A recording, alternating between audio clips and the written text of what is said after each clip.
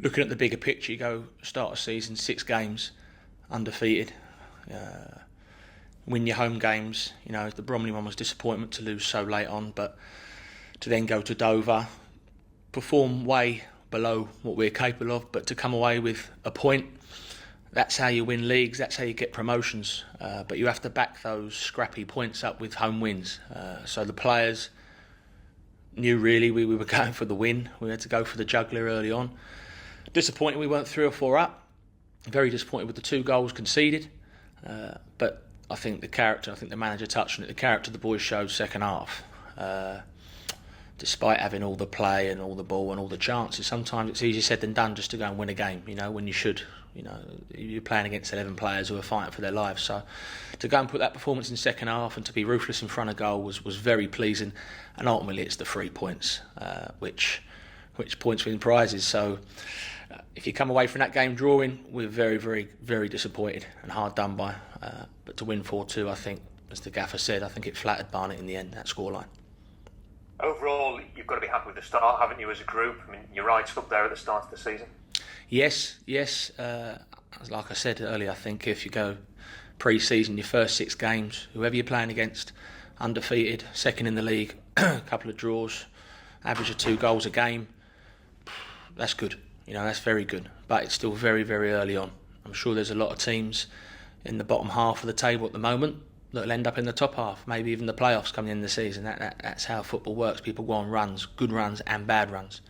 At the minute, we're on a good run, but there's no point having a good run if you don't maintain it. And to win promotions and championships, etc., you've got to maintain things. So we're going to Yeovil looking to carry on that good run. In terms of injury news ahead of the weekend, is there anything to say there? You've got a few players who've had issues recently. Yeah, I think Lawrence Maguire, I think, is back in training today. He wasn't quite right for the other night, so he's in training today. We'll see how he is. But no, fingers crossed, everything's okay. Short session today, nice and light and lively, and get down on the coach for the long journey down to Yeovil. Even though it is early in the season, we've talked about that. Do you think that the contenders in the National League are starting to emerge already? That when you look at the top end of the table, you look at the top sort of 6, 7, 8, you think, do you know what? By the end of the year, they're probably going to be the teams that are up there contending. I think personally, I think this will be the toughest year of this league, if this makes sense. So I think if you look at the size of some of the clubs in it, ourselves, let's get it right, we're a big club for the level. Grimsby, Wrexham, Notts County, Torquay, Southend, Stockport. I don't think I've known a year like it with so many big ex-league clubs. And then saying that, Bournemouth have been charging, Dagenham have been charging. So, you can't rule out anyone. Sutton won it last year, and I don't think, all due respect to them, anyone would have called that at the start of the season. So I think you're right. I think there's a lot of teams up there, and I'm obviously hoping that we are one of them that are up there now and we stay up there. But I wouldn't rule out any clubs that people would think, they won't be anywhere near it, because it's a funny old game. And I think that even the other night, you look at Wealdstone at Notts County, nearly turned them over. Weymouth nearly done it at Dagenham, and Barnet pulled back two goals from absolutely nowhere here to be 2 at half time. So we've got to be on our game, day in, day out, game in, game out. And if we do that, I think we'll be up there. As for the other teams, they'll be saying exactly the same thing. Got a bit of transfer news to ask you about. Kieran Brennan at Sheffield Wednesday is someone who has been linked with Chesterfield. Is that somebody who the club and James has been looking at? I'm not sure. You have to ask the manager about that. As I say, he deals with all the transfers and the speculations, etc. I know that the squad we've assembled at the moment is firing. I think you saw the other night players that stepped in who didn't play at Dover, stepped up to the plate. If anyone else was to come in, I'm sure they'd be the right person on and off the field, as the manager usually gets those things bang on with the type of character he recruits. So whoever would come in, whether near future or distant future, I'm sure will be a great addition. And it is Yeovil next. Were you pleased to get a game set up for this weekend after the Woking postponement? Yeah, I think the gaffer's point being, let's keep the run going. Let's not allow ourselves to go flat, and keep the games coming while it's going well, and even sometimes while it's not going well. You just want that consistency. The players are in a good place. The atmosphere is good, the vibe is good around the dressing room, and sometimes it's a detriment to stop that. Yes, it's a long trip, but we've got to do that long trip sooner or later. So, might be a bit of a pain in the backside for all the supporters to get on a coach again. But I'm sure if we go down there and get 3 points, they'll be happy drinking their beer on the way home. Does it impact a team at all when you've got Dover and then Yeovil? I mean, it just purely from, like if it was a Premier League team, they'd probably just get a first-class flight, wouldn't they? But in the National League, I imagine the travel's a little different. Yeah, it is. I mean, we were unlucky. I think Dover, it took us a bit longer than hoped because obviously you can't account for traffic sometimes. But it's not, it's not. I wouldn't say it's like Carlisle going to Plymouth. It's not ridiculous, the journey. The boys are used to it. They've done it their whole careers. We go overnight. We prepare right, and so really there's no excuses on that one. And like I say, they've had a day off yesterday, time to relax. Wednesday was a cool down for the ones who started. The ones who didn't had a bit of a sharper session today. It'll be short and sharp. So the preparation is very good, and so it's a long season, so sometimes it's better getting these longer trips out of the way early on while everyone's fresh. And do you think it's fair to say it's quite a common sense approach that the league is taking here? With yourselves and Yeovil having had games called off. Yeah, it's a long trip, but get together, keep things ticking along, and it provides some wiggle room down the line if there are further issues, which there may well be this year for all teams with COVID.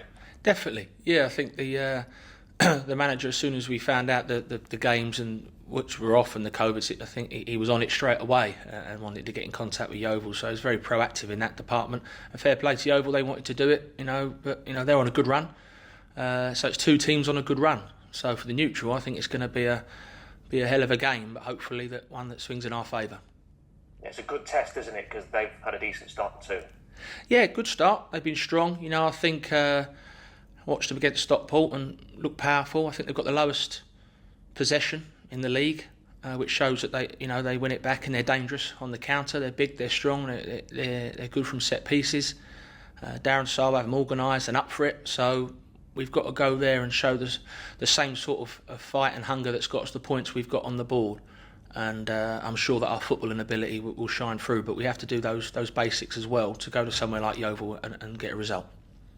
Cheers, Danny. All the best. No probs. Good morning, Danny. Good to speak to you. Hi, Liam. You all right, mate? Yeah, good, thank you. Good. Can I just ask you about Curtis Weston? Obviously linked off in midweek, and I think he's been suffering with a bit of a sickness bug as well. How's he doing?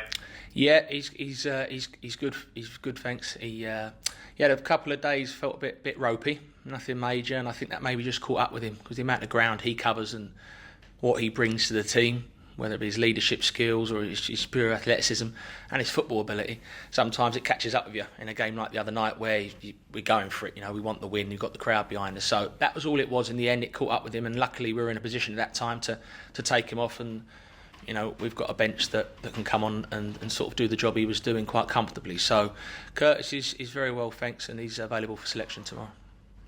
Great to hear. Could I just ask you about Hayden Hollis as well? I think the manager touched on it in midweek that he's had a setback again. How big a blow is that for the lad? I think you've hit the nail on the head. I think it's a blow for us and the team and the club, but bigger than that, it's a blow for him. I've only known Hayden a few months really, because when I first come in, he was not around much because he was rehabilitating, etc. And I've really got to see him as a bloke and what he's like. He's so positive and he's so good around the place. So for him personally, knowing that he's going to have a bit more time out through the same injury, is a bit soul destroying for him. But 2 or 3 days on from doing it, his positivity astounds me really. He's back in laughing and joking, and I think that's the best way to be. I'd recommend that sort of approach to anyone. God forbid they go through the same thing as him, and he just fights back, and I'm sure he will bounce back. And when he does come back, he'll be a fantastic addition again to the team.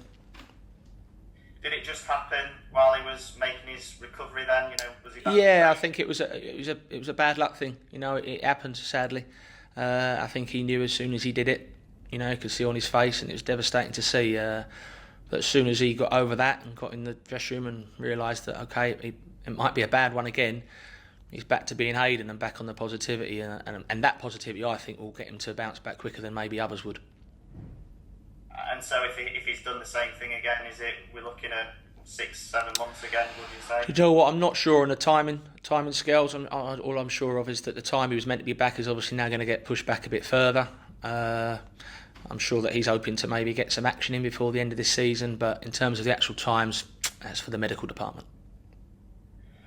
You've obviously coached and managed at this level before. What do you make of the quality now that you're back in the game?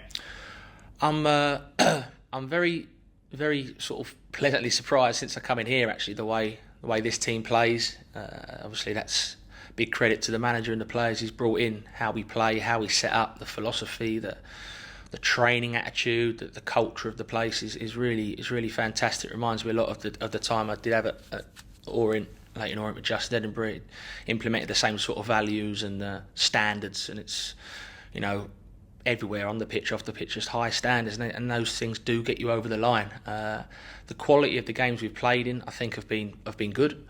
I think a lot of teams probably try and play a lot more football now. I think it's the way teams are going. I think it's the done thing.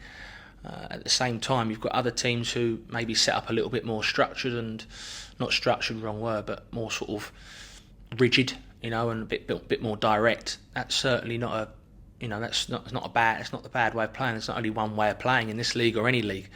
So whether you're playing against a team that want to pass out from the back, a team that want to go a bit more direct, I think the quality of the league has gone up massively from the last 3 or 4 years ago when I was coaching at Leyton Orient in this league. I think that's a lot to do with the quality of teams in it, the size of the clubs, the investment from all the teams at this level. There's a lot of teams that are underplaying what they're doing, but there's a lot of teams that are getting in some good players, some big players. An expectation that even the smaller clubs, I think, has really gone up. So I think over the 23 teams in the league, I think every club where usually supporters of, say, the smaller clubs will be happy staying up, I think everyone wants to go for it because they see the quality of the league is going up all the time. But for me, the way we play, the way we approach things is certainly second to none. Do you feel almost like it's a second League Two type of league in that there's not that much difference? Not many. Well, I think there's a stat where 20, 30 years it's been since the team's gone up and come straight back down, which shows that teams don't tend to struggle when they get promoted. I think that's the biggest point there, Liam, is that if you look at the teams that go up, and they very rarely go straight back down. I'm mates with Matty Graves, manager at Sutton, and they started off, you think, actually they could be the ones, and then they've won a few and they've creeped up the table a little bit. So yeah, I do think I think if you look at the top end of League Two, and maybe sort of the middle of the conference, middle of the National League, there's probably a gap. But I think if you're looking at the very top of our league, and sort of any part of sort of the League Two, I think if it was an FA Cup game, put it that way, I think it would be in the balance. But we've got to get there first. So I'm certainly not going to criticise the league above, because they're a league above us at the minute, and we need to get out of that league and maintain our good start. And just finally, then, obviously you came in towards the back end of last season. Do you think the team's better prepared and better equipped this season to challenge higher than last season? I think, the players we've recruited, I think, have been fantastic additions. That's no disrespect to the ones that have left the club at all. I think the ones that have come in have been fantastic additions. I think like any club with a manager that comes in, the longer a manager's there, the more they understand the ways that he wants to work and his coaching staff and the methods and the way we want to play. I think that's going to get stronger and better for us. I think the players are understanding the gaffer's ways and the way he wants to work more and more each day, not just necessarily each game, but each day in training. The pennies dropping even more with them. So I'd like to think in a few months' time we'll go to another level. But yeah, I mean, I've seen an improvement in the way the players are understanding how we want them to set up and play and do things. From the brief time I was here ago in April to now, proper pre-season always helps.